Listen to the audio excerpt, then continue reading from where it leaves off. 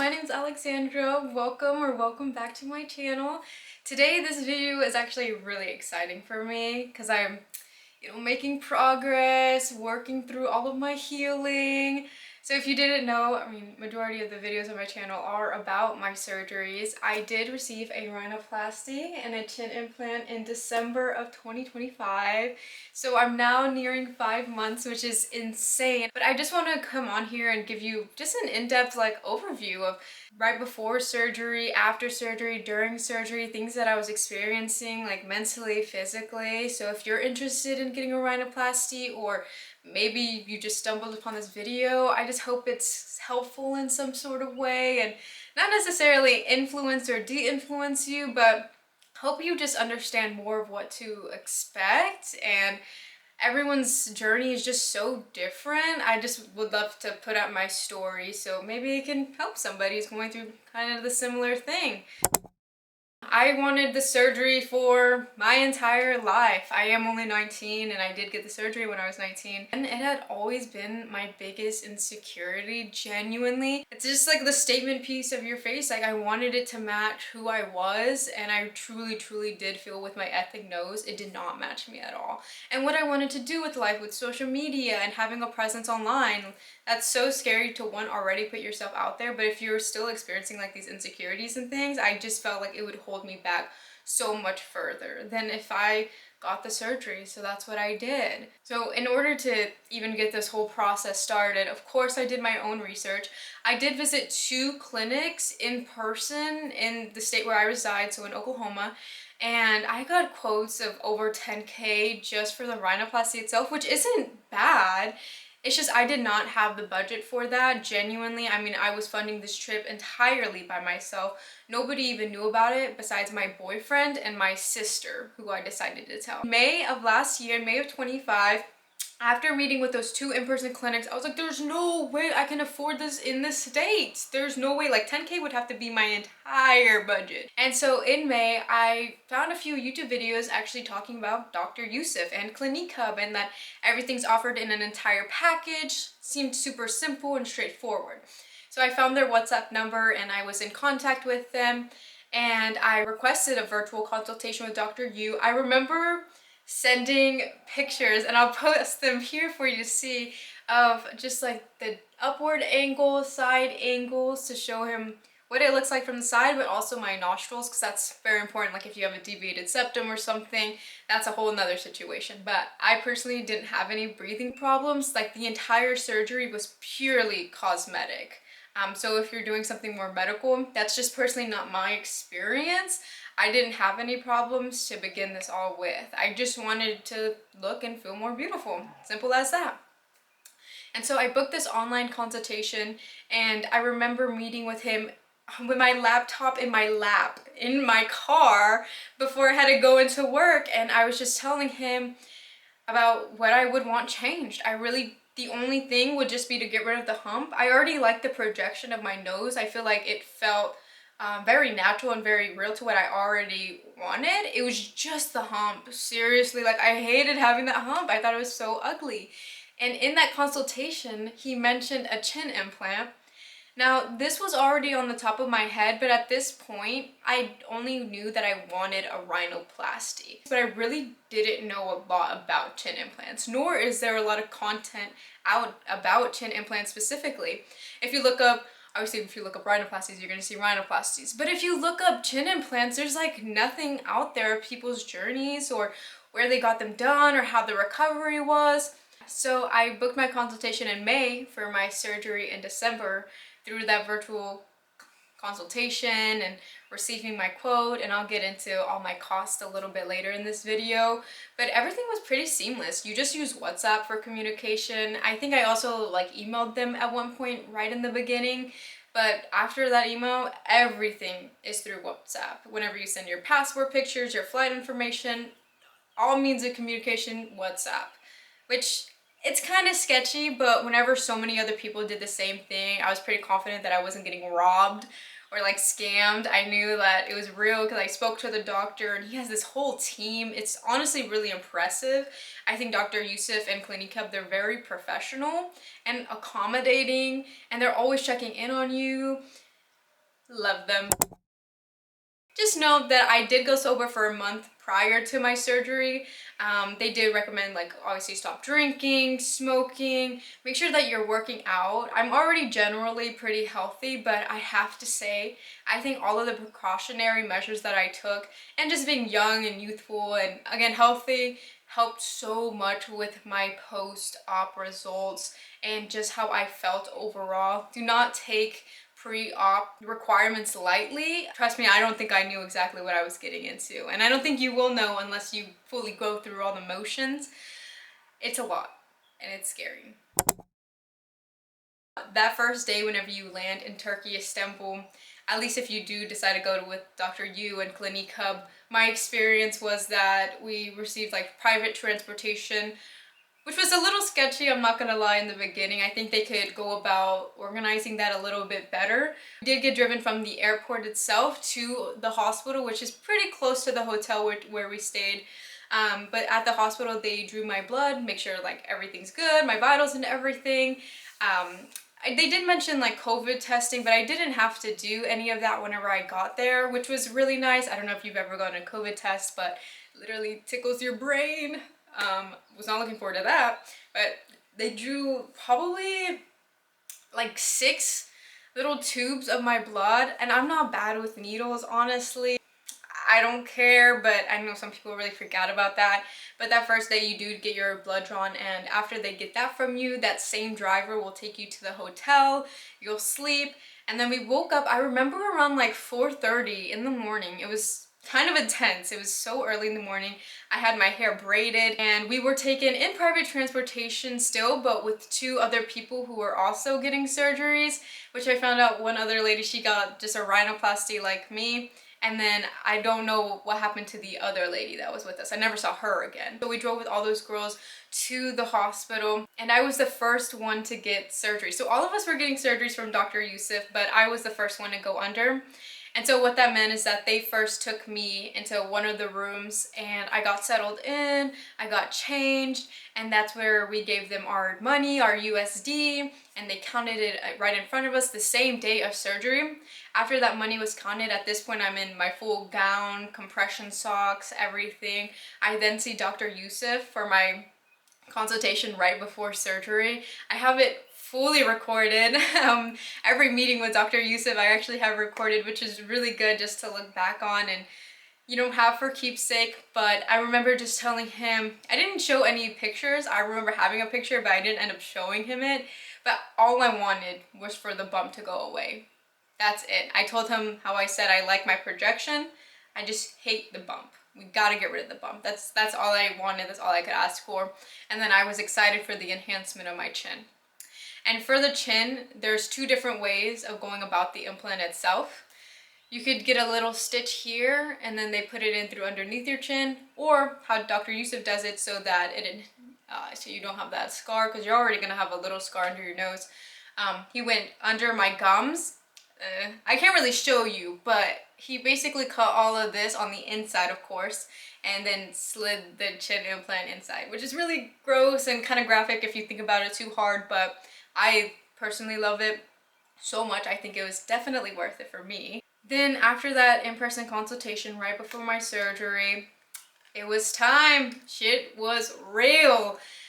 They wheeled me into the surgery. I don't think I saw the surgery room itself. I think I saw the door right outside of it, but they wheeled me through all these hallways. Like, I was pretty cold because you're just in the gown.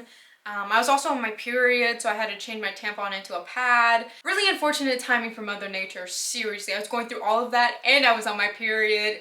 And the anesthesia actually stopped my period momentarily for like a day and a half. I had never heard about that before, but I experienced it. So maybe if your cycle times with your surgery date, that might also happen with you as well. It's just something to keep in mind. It didn't negatively affect like my hormones or anything. I was gone for about 4 hours, which that's not bad. Like, he did my nose and the chin within 4 hours. Like, that's pretty crazy. He did great, honestly. I love all his work. So, about the pain. That's the most fun part, isn't it? I remember just being so scared when I woke up. Seriously, like I just wanted to cry, and I was like, oh, like where's Jesse? Like my boyfriend. And I was just sitting there, like laying there, shivering, like my teeth are chattering and shitting at this point. And so they wheeled me back into my hospital room, and Jesse's just there waiting for me. And then I'm just like holding his hand. I'm crying like so much after surgery. I could not stop crying. And it was happy tears, it was sad tears, it was not ever seeing my old face again tears, like just processing that I had finally achieved my life goal of getting this rhinoplasty. And honestly, so happy. Like, because I trust Dr. Yu, but obviously at that point, like, I didn't know I was gonna love my results, you know, but that genuinely waking up out of surgery and that first night, guys, it's no joke. Like, I think you mentally just prepare for those first nights, and those 7 days post-op, that's nothing. So I was given a lot of antibiotics, and there was like this 4-hour period that I would have to go during the night before my next antibiotic or whatever to help me feel better. And at this point, Jesse is asleep, and I kind of am going in and out of sleep because it's really difficult whenever you have a cast all over your face, and it's super uncomfortable. Let's just say that, super uncomfortable. And I remember just like waking up in the worst pain ever. At this point, it was like 2 or 3 a.m. So the next morning after my surgery, it was probably the most pain I've ever felt in my life. And I couldn't even move. Like, I feel like the pain was really paralyzing. And somehow, maybe telepathically or the time just aligned well, but I think I was feeling that pain for probably like a solid 5 minutes of just like actually scared. Like I didn't know if I should shout like Jesse, or like I didn't want to wake him up either or bother him. But the nurse came in and she pumped more medicine into my IV, which, wow, that saved my life, because I remember that first night being the absolute worst, and genuinely like mentally prepare for the worst, so then if it doesn't hit you like it hit me, because I was like on a high. I think after I woke up from surgery, I didn't feel much of that pain. Like I said, it was all like mentally. But then that night, that's when it hit me, like, oh, my bone was broken, like everything hurt so bad. But throughout the day, I honestly was like lollygaggling, like just trying to eat my food, figure out how I was gonna do my day-to-day now. But it was rough. For the 7 days post-op, which is really important, that's whenever you're kind of just laying down in the hotel, going on your little walks that you're required to do to just help with your drainage. All of that is in a YouTube video that I already made. It's literally showing you my entire experience, the hotel, things nearby, like what I ate while I was there, the free breakfast, also the restaurant that's in that hotel that was offered through Clinic Hub. It is a 5-star hotel, so everything was genuinely pretty nice. I had a great experience with the hotel. I wouldn't have changed any of that. So they drove us from the hotel to Dr. Yu's office. It was me, one other woman who was there with me on surgery day, who got it the same day as I did, and then one other girl who got it, I believe, the day after we did, but we were just like leaving at the same time, so we have to get the cast removed. I think it's really good just to know that that's not your final result. Like whenever you get it removed, I was really excited. I was actually more excited about the chin implant than the rhinoplasty. Even though the whole thing that I wanted my whole life was just that rhinoplasty, the chin implant, it changed my face for the better. Let's just say that. Like, it's so life-changing. I think if you have that extra like 2K, I would definitely get the chin implant as well. Like, I would really recommend it if you have a descending chin like I had. So I'm the first one to get the cast removed again. And so I go into his office, I meet him again, just kind of chatting with him a little bit, and then he takes off the chin, which is just a bunch of tape, the cast, and then he goes on ahead, he takes off the nose cast, and I have the splints in my nose, and he cleans my nose with this like sucker thing, like kind of the same that they use in the dentist to like get your saliva and the extra water. He put that thing all the way up my nose. Like, I feel like that shit was all the way in my throat, which makes sense because you have so much mucus like clogged up, but damn, I was not expecting that shit, not at all. I had watched other YouTube videos that said that the splints hurt so bad and like that was the worst part, but honestly, I think I was just anticipating the whole thing, that I didn't personally feel any pain from it. Everybody's different, of course, so I can't, you know, speak for yourself, but if that's something that's like truly, truly scaring you, I'm sure that you'll be fine. You already did the biggest thing, the surgery itself, so how bad could it be? Seriously. But after that, he did put on a temporary cast that I had for another week, which I didn't really know about. I kind of thought I was gonna be done and like maybe I'd just be taping, but I did have a temporary cast that I wore flying back into the United States and for some time after I settled back home. But it was also really nice because it made me feel a little more secure with the plane and my travels back to the United States, because again, I did travel from Oklahoma, literally the Midwest of the United States, all the way to Turkey, Istanbul. Like it's a journey for sure, and that plane flight was no joke as well. I actually freaked out about my nose. I don't want you to think that you're crazy. If you have the same reaction, I think it's actually important that you don't really like your nose right after getting your cast removed, because your nose will not look like that. I'm not kidding when I say like my nose was this fucking wide, and like it was, you could tell that the hump wasn't there, but this shit was like fucking elevated. It was so scary. And my chin, of course, was so swollen. But the jawline already looked kind of snatched, and I could see the results with that chin implant, but the nose was scary and blinding. I remember watching videos saying, you gotta trust the process, you're not gonna like your nose the first time you see it, don't freak out. And I lived by that right after my surgery. And being with those other women who were going through the same thing, they got their cast removed and we were just talking about it while we were there in his office, I think was just so, it was just like girly, because it was just like from one woman to another woman. Like we just shared the same insecurity and we're getting it fixed, and we did our research and we made it to this point. Like I think it's very empowering, and it was really comforting to see other women in my same position. So as for costs, I do have a notebook here. I'm not playing any games with this update, guys. What did they quote me specifically for the hotel? I did bring my boyfriend. What did those prices look like for an additional guest to be there? So I received a primary Caucasian rhinoplasty, which ran me $6,200 USD. The chin implant was $2,750 USD. I did make an initial deposit of $4,000 just to book my December 30th date in May. So I had that deposit down. As for the extra guests, it was only an additional $20 per night.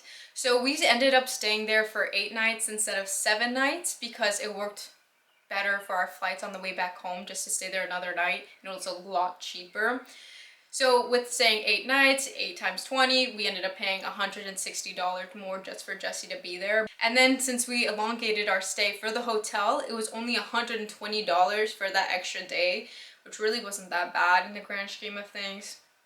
And my flights, I feel like anytime you leave the country, at least from the United States, it's gonna be over $1,000. Me and Jesse did some stuff with some credit card points and whatnot, but overall I would say for each of us, it was probably around $1,200, like $600 for there, $600 back. But we also did do a layover in Madrid. I feel like flight prices really do vary, but these were the prices that I was quoted for my rhinoplasty and the chin implant. But in total, I did spend about $10,000 for my journey, including everything: the flight, the stay, the doctor, the surgery, the hotel night stay, which I think it being in a package made it so much more appetizing to me, because already organizing like the rhinoplasty itself, I couldn't imagine having to pick a hotel, having to do Ubers back and forth, and having to do this and that.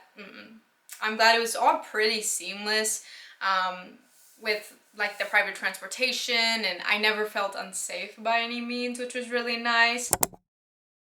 Last but not least, do I have any regrets? Genuinely, I do not have any fucking regrets, guys. I would do it all over again in a heartbeat. Seriously, like I was telling you a little bit about the pain, obviously you have to recover. I would do that shit all over again. Are you joking? I absolutely love my results. I adore Dr. Yu and his team. Seriously, their communication is amazing. They're not paying me to say any of this either. Like, none of this is sponsored. I genuinely just had a really good experience. And of course, you could go to Dr. Yu and experience something completely different.